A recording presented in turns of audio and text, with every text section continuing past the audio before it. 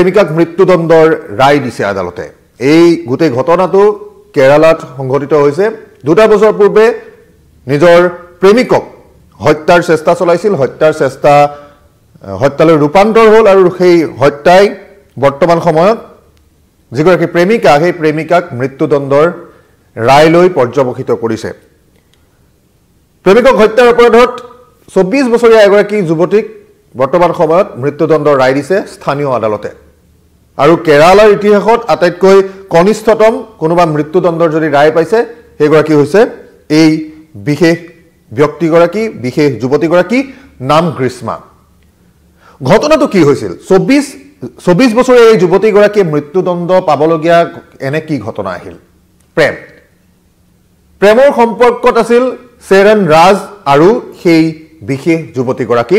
আমি ইয়াত আপোনালোকক দেখুৱাইছো সেই যুৱতীগৰাকী প্ৰেমৰ সম্পৰ্কত আছিল সকলো ঠিকই আছিল চলি আছিল এটা দীৰ্ঘদিনীয়া প্ৰেম সেই প্ৰেম চলি থকা অৱস্থাতেই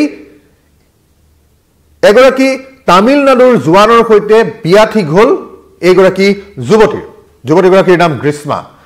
যুৱতীগৰাকীৰ বিয়া ঠিক হোৱাৰ পিছতেই এই যে ৰাজৰ সৈতে চলি থকা প্ৰেম সেই ৰাজৰ সৈতে চলি থকা প্ৰেমৰ পৰা ফালৰি কাটিবলৈ বিচাৰিলে এইগৰাকী গ্ৰীষ্মাই আৰু গ্ৰীষ্মাই ফালৰি কাটিবলৈ বিচৰাত সহজভাৱে গোটেই ঘটনা ল'ব নোৱাৰিলে প্ৰেমিক চেৰন ৰাজে বাৰে বাৰে উল্লেখ কৰিলে যে তেওঁ প্ৰেমিকা গ্ৰীষ্মাক এৰি থাকিব নোৱাৰে কিন্তু চেৰন ৰাজেহে নোৱাৰে গ্ৰীষ্মাই কিন্তু পাৰিলে গ্ৰীষ্মাই কেনেকৈ পাৰিলে তেতিয়া 23 বছৰীয়া প্ৰেমিক আছিল চেৰন ৰাজ 2022 চনৰ কথা 2022 চনৰ 23 বছৰীয়া প্ৰেমিক চেৰন ৰাজক গ্ৰীষ্মাই পেৰাকুৱেট নামৰ এটা কীটনাশক খাদ্যৰ লগত মিহলাই খাবলৈ দিলে চেৰন ৰাজে একো গম নাপালে আৰু গম নোপোৱাৰ ফলশ্ৰুতিত 11 দিনৰ পিছত সমগ্ৰ অংগ প্ৰত্যংগ বিকল হোৱাৰ ফলত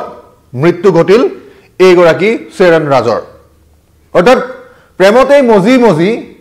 নিজৰ জীৱন দান দিব লগা হ'ল এইগৰাকী চেৰন ৰাজে আৰু এই চেৰন ৰাজ আছিল তিৰুৱন্তপুৰম জিলাৰ পৰচালাৰ বাসিন্দা আৰু বিএসসি ৰেডিঅলজিৰ ছাত্ৰ আছিল ইয়াৰ এই প্ৰথম ঘটনা নহয় এটো 2 নম্বৰ ঘটনা ইয়াৰ পূৰ্বেও চেৰন ৰাজক হত্যাৰ চেষ্টা চলোৱা হৈছিল হত্যাৰ চেষ্টা কেনেকৈ চলাইছিল যে তেওঁলোকে যিগৰাকী গ্ৰীষ্মা নামৰ মহিলা যিগৰাকী গ্ৰীষ্মা নামৰ যুৱতীগৰাকীয়ে কি কৰিছিল ফলৰ ৰসত পেৰাচিটামল টেবলেট মিহলাই দিছিল কিন্তু খাবলৈ যেতিয়া তিতা হ'ল খাবলৈ অস্বীকাৰ কৰিলে এইগৰাকী ৰাজে কিন্তু প্ৰথমবাৰ বাচিলে ঠিকই দ্বিতীয়বাৰ কিন্তু সেই তেওঁ বাচি আহিব নোৱাৰিলে কাৰণ যিটো পৰিমাণ কীটনাশকৰ যিটো পৰিমাণ আছিল সেই পৰিমাণ অতি বেছি আছিল আৰু এই সমগ্ৰ ঘটনা ঘটি যোৱাৰ পিছত আদালতৰ কাষ চাপা হৈছিল আৰক্ষীয়ে আটক কৰিছিল আদালতৰ কাষ চাপাৰ পিছত আৰক্ষীয়ে যেতিয়া আটক কৰিলে আদালতলৈ গ'ল গোটেই বিষয়টো তেতিয়া বিভিন্ন ধৰণে ভুক্তভোগীৰ পৰিয়ালে দাবী কৰিছিল যে এইটো ঘটনা আটাইতকৈ জঘন্যতম অপৰাধ কৰিছে গতিকে জঘন্যতম অপৰাধৰ জঘন্যতম শাস্তি হ'ব লাগে উচিত শাস্তি হ'ব লাগে তাৰ পিছতেই আদালতত বিভিন্ন ধৰণে গোচৰ চলি থাকিল 2 বছৰ লাগিল কিন্তু অৱশেষত সেই চূড়ান্ত ৰায়দান আহিল যে এইগৰাকী প্ৰেমিকাক যুৱতীগৰাকীক মৃত্যুদণ্ডৰ ৰায় দিছে স্থানীয় আদালতে আৰু স্থানীয় আদালতে দিয়া এই ৰায়ৰ পিছতে সামগ্ৰিকভাৱে গোটেই বিষয়টোত যিসকল ভুক্তভোগী আছে সেই ভুক্তভোগীৰ পৰিয়ালৰ মাজত আনন্দৰ লহৰ দেখিবলৈ পোৱা গৈছে বহু সময়ত এনে ধৰণৰ ঘটনাই যি ৰূপ লয়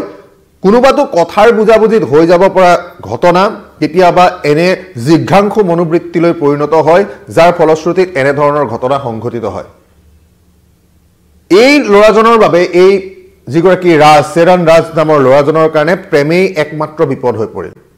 এইগৰাকী যুৱতীয়ে এটা সম্পৰ্কত বান্ধ খাই আছিল বিয়াৰ বাবে যেহেতু জোজা চলিল বিয়াৰ বাবে জোজা চলাৰ সময়ত কথা পাতিছিলে সেই কথা নৰজিল দুইজনৰ মাজত আৰু কথা নৰজাৰ কাৰণে প্ৰেমিকক হত্যাৰ চেষ্টা সেই চেষ্টা হৈ নাথাকিল প্ৰেমিক ইতিমধ্যে মৰি থাকিল প্ৰেমিকক হত্যা কৰা হ'ল আৰু সেই হত্যাৰ অপৰাধতে বৰ্তমান সময়ত মৃত্যুদণ্ডৰ ৰায় দিয়া হৈছে এই মৃত্যুদণ্ডৰ ঘটনাৰ লগত যেতিয়া আৰক্ষীৰ ফালৰ পৰা আদালতলৈকে লৈ যোৱা হ'ল আদালতত এই যে প্ৰেমিকাৰ পৰিয়ালৰ ফালৰ পৰা কোৱা হৈছিল যে ছোৱালীগৰাকী পঢ়া শুনাত চোকা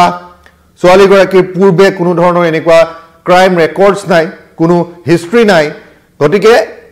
বয়স কম, পিতৃ মাতৃৰ একমাত্ৰ কন্যা, গতিকে তেওঁক ৰেহাই দিব লাগে। কিন্তু আদালতে কৈছে এনে জঘন্যতম অপৰাধৰ বাবে বয়সৰ কোনো চিনচাপ নাই। স্থানীয় আদালতৰ কথা। গতিকে স্থানীয় আদালতে ৰায় দিয়া, মৃত্যুদণ্ড ৰায় দিয়া এইগৰাকী অতি কনিষ্ঠতম মহিলা, কনিষ্ঠতম যুৱতী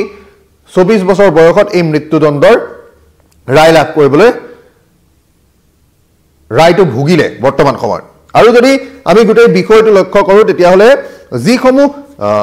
ঔষধ ব্যৱহাৰ কৰিছিল, যি আয়ুৰ্বেদিক কীটনাশক ব্যৱহাৰ কৰিছিল পেৰাকুইট নামৰ, সেই যিটো ঔষধ, সেই ঔষধ ব্যৱহাৰৰ ফলতে 11 দিনৰ ভিতৰত গোটেই অংগ প্ৰত্যংগ বিকল হৈ পৰিছিল এই ৰাজ নামৰ ল'ৰাজনৰ। আৰু তাৰপিছতে এই সমগ্ৰ ঘটনা। আৰু অভিযুক্তৰ বয়স বিবেচনাৰ কোনো প্ৰয়োজন নাই বুলি আদালতে ইতিমধ্যে উল্লেখ কৰিলে। আৰু এই গোটেই বিষয়টো